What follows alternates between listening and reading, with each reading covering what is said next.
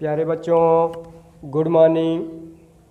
आज फिर एक नई वीडियो के साथ आप सबके साथ class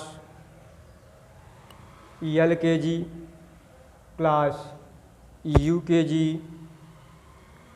class first subject English. प्यारे बच्चों, इसके पहले हम सब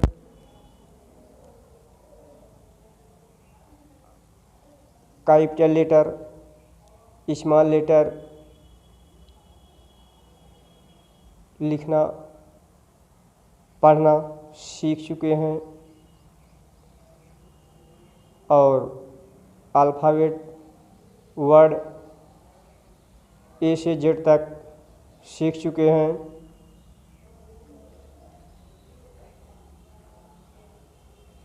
और उन वर्णों का revision, fill in the blanks, fill in the gaps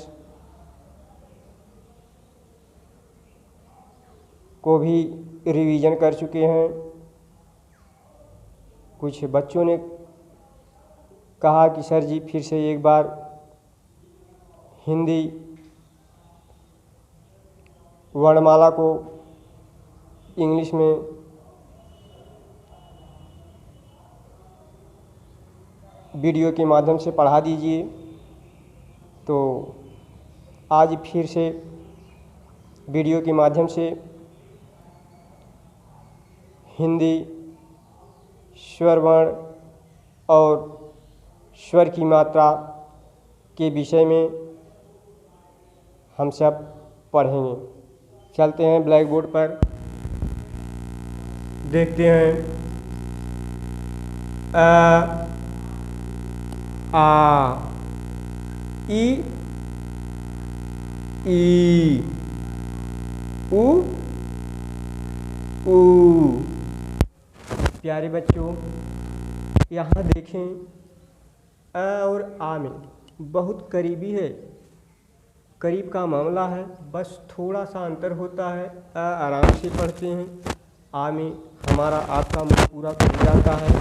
इसका ध्वनि, इसकी ध्वनि थोड़ा लंबी खींचती है, जैसे अ और आ। छोटी जब हम पढ़ते हैं तो इसको जल्दी से पढ़ते हैं, जैसे ई। और जब बड़ी हम पढ़ते हैं तो इसकी ध्वनि, इसकी आवाज़ थोड़ा लंबी खींचती है, जैसे ई। उसी तरह से जब छोटा ऊ पढ़ते हैं तो जल्दी से पढ़ते हैं, ऊ। और जब बड़ा ऊ पढ़ते हैं तो कहते हैं ऊ, जैसे दूर की वस्तु को दिखाया जाए, संकेत किया जाए।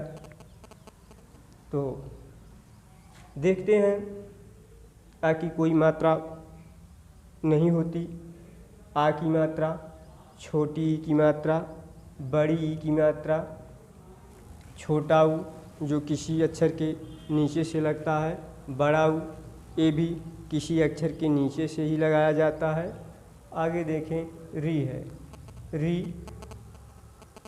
और जैसे क्री और क्र लिखना हुआ तो हम इसका प्रयोग करते हैं। यदि आर आई री क्री है तो आर आई लगाएंगे, और क्र है तो आर ए लगाएंगे, क्र।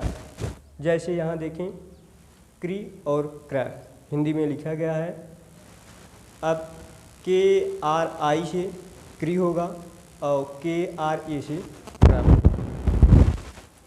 तो शायद आप इसे अब समझ गए होंगे कैसे लिखना होगा और कैसे मात्रा लगानी है। तो यहाँ देखते हैं, अब यहाँ ए से अ, डबल ए से आ, आई से छोटी, डबल ई से बड़ी, यू से ऊ, डबल ओ से बड़ा ऊ। अब आगे के वर्ण पर चलते हैं, स्वर वर्ण पर।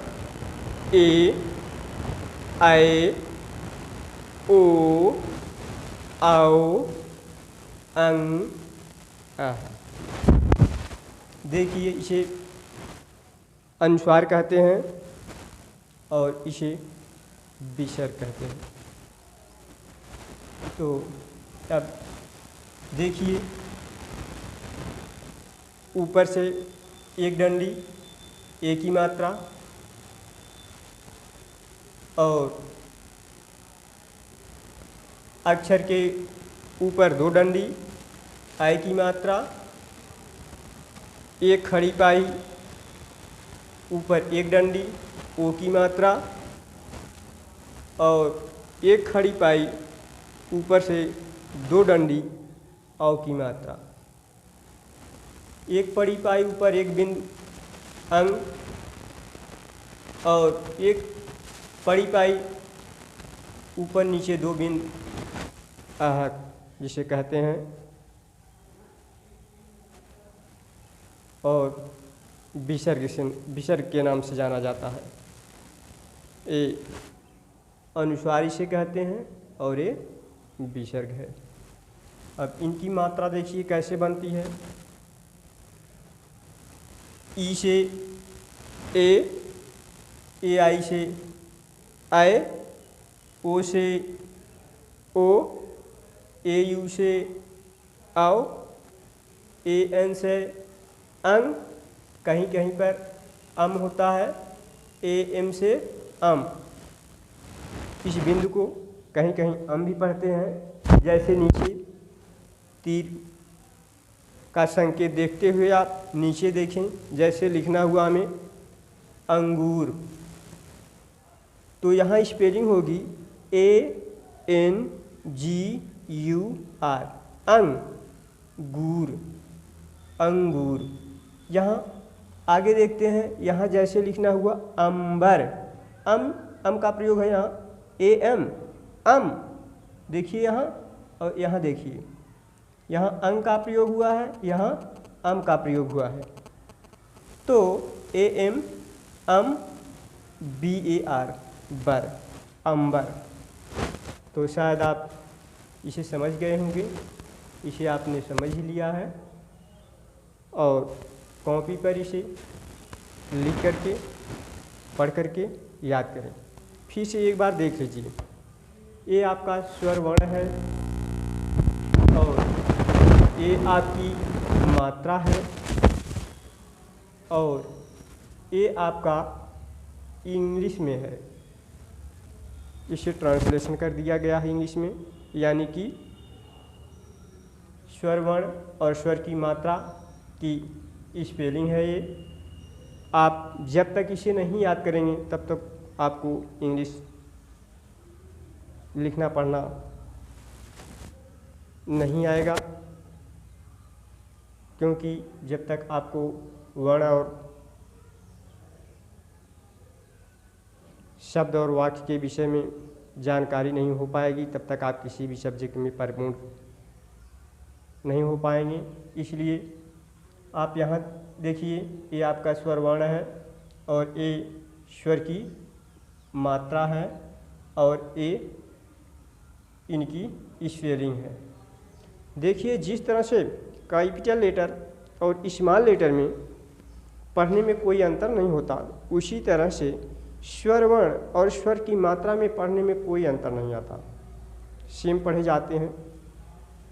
और जिस तरह से कैपिटल और स्मॉल लेटर को लिखने में अंतर होता है, उसकी आकृति में, उसकी बनावट में अंतर होता है, उसी तरह यहाँ भी स्वर वर्ण और स्वर की मात्रा में लिखावट में अंतर होता है और पढ़े सेम जाते हैं और दोनों की स्पेलिंग सेम है। देखिए आप यहाँ देखिए, कोई अंतर नहीं है। शायद आप लोग अच्छी तरह से समझ गए होंगे। कोई संशय हो आप लोग YouTube पर चैनल में कमेंट करें और बताएं कि सर हमें नहीं समझ में आया तो मैं फिर से पढ़ाऊँगा आज के लिए बस इतना, फिर मिलेंगे अगली वीडियो के साथ। आज के लिए थैंक यू।